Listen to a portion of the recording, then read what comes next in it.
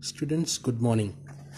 Today, as we were discussing the topic of simultaneous equations from our textbook, that was chapter number 6, I suppose, from our textbook. And in the simultaneous equations, we have seen that there are two equations, a set of two equations, that is equation number 1 and equation number 2. There are two equations which needs to be solved and we need to get the answer. Simultaneous equation में हम ये बात देखते हैं कि जब भी हमें equations दी जाती हैं वो हमेशा quantity में दो numbers में रहती हैं. Means we have an equation 1 and equation 2 और हम इसको solve कर x और y के answers निकालते हैं. आंसर्स मतलब एक ही आंसर निकलता है, x का एक आंसर निकलता है और y का एक आंसर निकलता है. और वो जो x और y का आंसर रहता है, that particular answer is capable of satisfying both the equations. मतलब आप उस x और y की वैल्यू को अगर इक्वेशन नंबर 1 में x और y की जगह सब्स्टिट्यूट करो तो आपको LHS इक्वल टू RHS मिलेगा. और वही x और y की वैल्यू को आप अगर इक्वेशन नंबर 2 के LHS और RHS में सब्स्टिट्यूट करो तो भी आपको LHS इक्वल टू RHS मिलेगा. मतलब ये जो x और y की वैल्यू रहती है that is capable enough to satisfy both the equations given to us, that is equation number 1 and equation number 2. इसीलिए इस टॉपिक का नाम साइमुलटेनियस इक्वेशंस रखा गया है, क्योंकि आपको दो इक्वेशंस पे काम करना पड़ता है. पूरे टॉपिक में ये पूरा जो चैप्टर है इसमें जब भी आपके सामने इक्वेशंस आएंगी उसकी क्वांटिटी दो ही रहेगी, ना दो से ज़्यादा रहेगी ना दो से कम रहेगी. तो ये बात का ध्यान रखना, there will be always two equations given to you from this chapter. और ऐसे सिस्टम को मीन्स ऐसे जो सिस्टम जिसमें दो इक्वेशंस हम सामने वाले यूजर को देते हैं सॉल्व करने के लिए, ऐसे सिस्टम को हम साइमुलटेनियस इक्वेशंस कहते हैं. साइमुलटेनियस वर्ड का इंग्लिश में मतलब होता है एक साथ. Simultaneously means you make sentences from the word simultaneous, तो उसका मतलब रहता है एक साथ काम करना. तो आपको दो जगह पर एक साथ काम करना पड़ता है, 1 और 2 वाली इक्वेशन पे. इसीलिए इस टॉपिक का नाम साइमुलटेनियस इक्वेशन रखा गया है. अब मैंने आपसे ये बात कही कि भाई आपके पास दो इक्वेशंस हैं, है ना, और उसको सॉल्व करना है. तो तरीका क्या? हमारी बुक में 3 मेथड्स स्पेसिफाई करी गई हैं दो इक्वेशंस को सॉल्व करने के लिए. मतलब अगर मेरे पास एक ऐसा सिस्टम ऑफ इक्वेशंस है, मतलब साइमुलटेनियस इक्वेशंस है, तो उसको सॉल्व करने के लिए there are 3 methods which has been suggested. One is the substitution method, एक सब्स्टिट्यूशन मेथड है. सेकंड है elimination method, this is the second method. The third is cross multiplication method. Cross multiplication.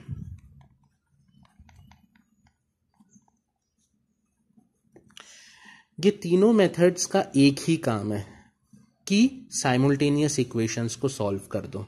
हाँ, लेकिन ये 3 अलग अलग प्रोसीजर्स हैं.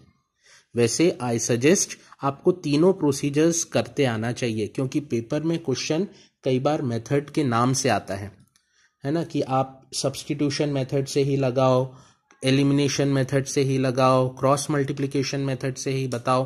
तो कई बार अगर ऐसा क्वेश्चन आ गया तो आप you become paralysed if you don't know that particular method, है ना.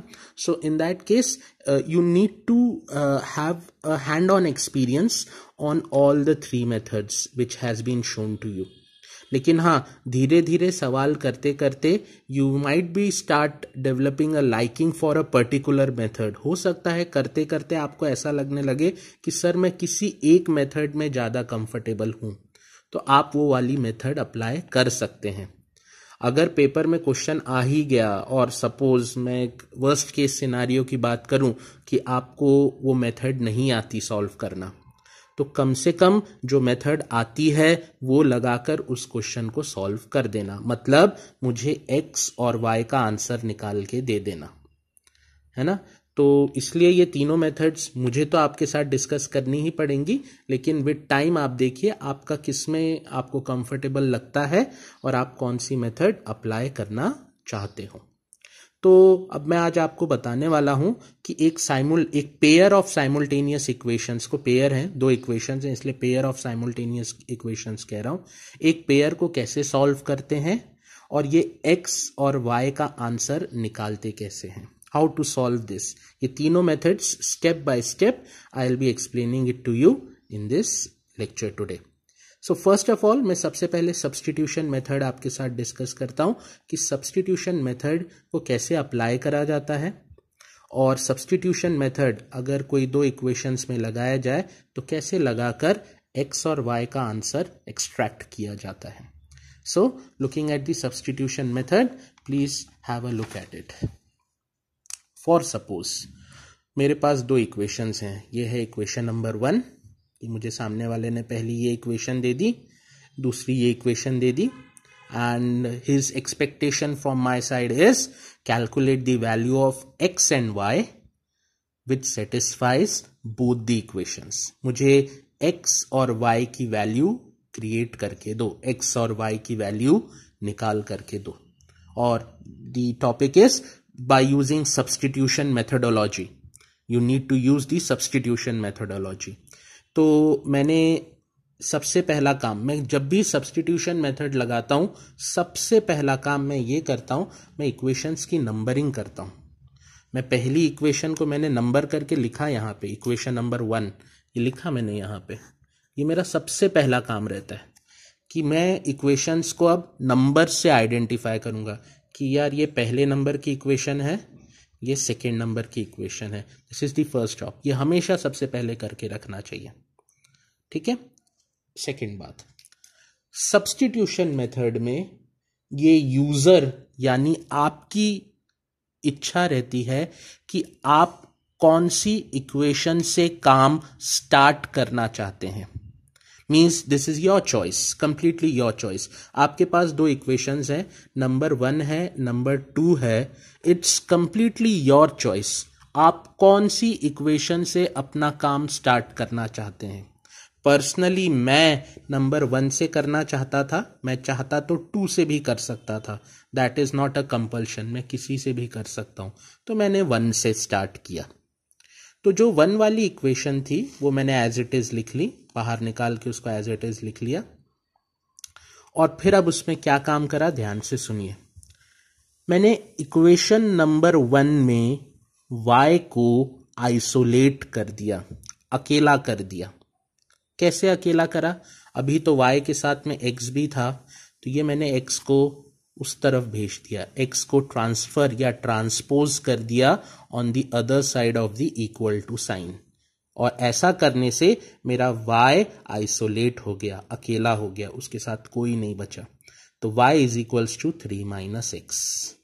मैंने सबसे पहला काम सब्स्टिट्यूशन मेथड में सबसे पहला काम ये रहता है कि जो दो इक्वेशंस है उसमें से कोई एक इक्वेशन जो यूजर को पसंद आ रही है, मतलब आपको पसंद आ रही है, आप उसको बाहर निकालो और उस इक्वेशन में y वाली टर्म को आइसोलेट करो।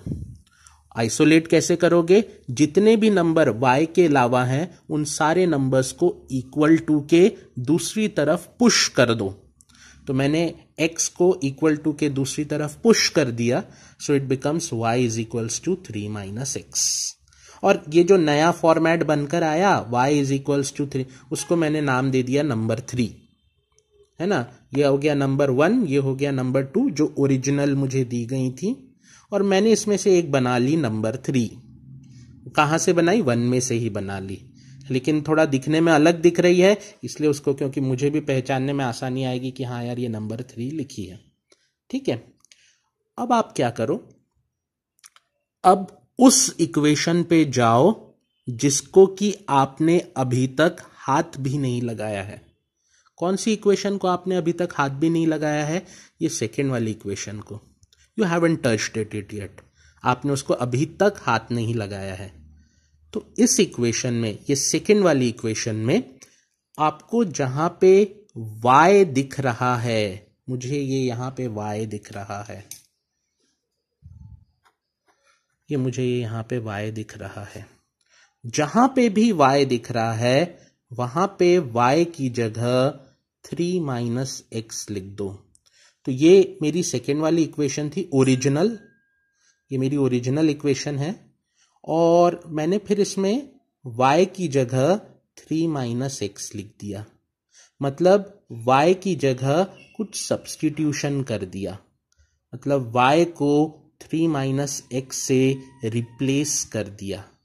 इसीलिए इस मेथड का नाम सब्स्टिट्यूशन मेथड रखा गया है, क्योंकि आप इस मेथड में जैसे जैसे स्टेप्स पे आगे बढ़ते हैं, एक वेरिएबल को दूसरे वेरिएबल से रिप्लेस कर देते हैं। y को आपने रिप्लेस कर दिया काय से, 3 माइनस एक्स से। ये कहां से निकला, इक्वेशन नंबर 1 से। और जब ये आया तो आपने जहां पे सेकेंड इक्वेशन में y का स्टिकर था, उस स्टिकर को हटाकर वहां पे 3 माइनस एक्स का स्टिकर पेस्ट कर दिया। y का स्टिकर था सेकेंड इक्वेशन में, उसको रिप्लेस करा, उसको निकाला और वहां पे 3 माइनस एक्स का स्टिकर पेस्ट करा, तो ये ऐसा दिखने लगा। अब आप ये 3 अंदर ले जाके मल्टीप्लाई करें तो ये बना 4x minus 3 into 3 minus 9 and minus 3 into minus x plus 3x is equals to 26. 4x plus 3x is equals to 7x. minus 9 equal to के उस तरफ गया, बन गया 35, और x का आंसर आ गया 35 upon 7 यानी कि 5. This is the value of x which you have achieved. This is the answer of x. अब वो जो थर्ड इक्वेशन थी जहां पे x लिखा हुआ था, अब इस x की जगह ये स्टिकर ले जाके पेस्ट कर दीजिए। मतलब वहां पे लिखा था y is equals to 3 minus x, तो मैंने लिखा y is equals to 3 minus 5।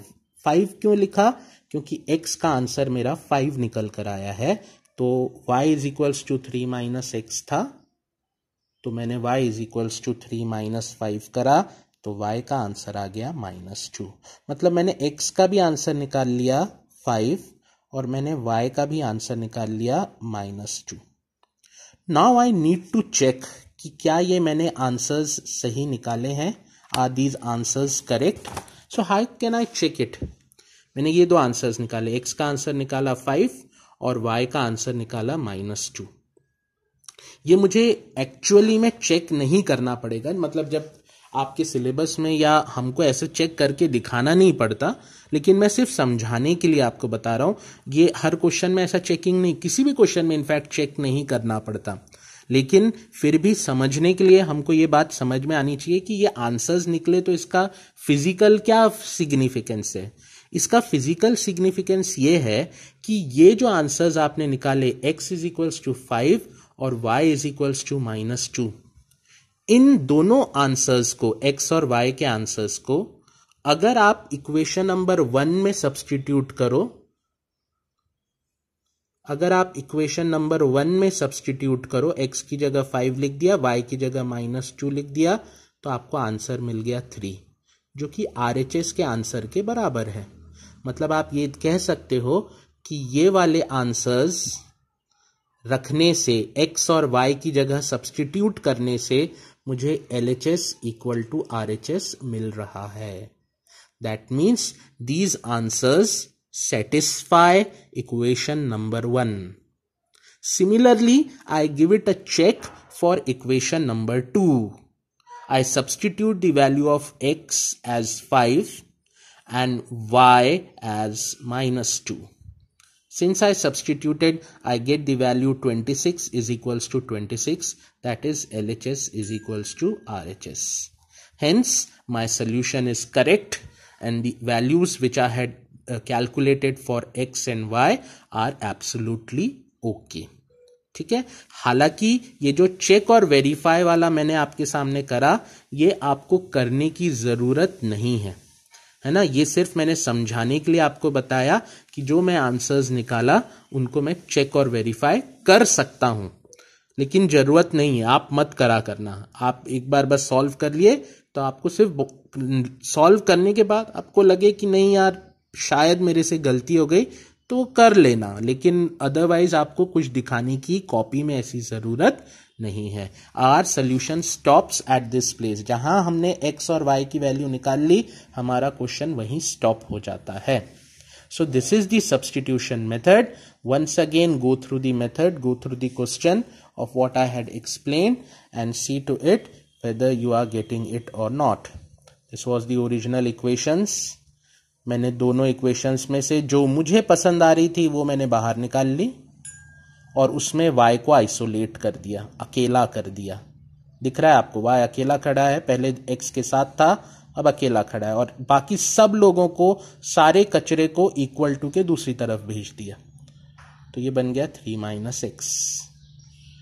अब ये जो y की वैल्यू निकाला है, y के साथ जो 3 - x आया है, जिस इक्वेशन को मैंने टच भी नहीं करा, means this is the equation that wasn't touched at all, इसको टच भी नहीं करा था अभी तक, उसमें जहां y था वहां लिख दिया 3 - x और सॉल्व करता गया तो x और y का x का आंसर निकला, और फिर ये जो x का आंसर निकला मैंने वापस यहां पे सब्स्टिट्यूट कर दिया तो मुझे y का आंसर मिल गया। याद रखना x का आंसर निकालने के बाद में वो जो आइसोलेशन वाली टर्म रहेगी उसमें x की जगह वो आंसर लिख देना तो आपको y का आंसर मिल जाएगा। और आपको यही तो करना है, x और y की वैल्यू तो निकालनी है, तो वो x और y की वैल्यू ऑटोमेटिकली पॉपअप होकर आ जाएगी। Is this clear? Is this substitution? This is the substitution method for simultaneous equations, which means if you have two equations of this format that can be solved by this substitution method. We can check and verify the answer if we want. Okay.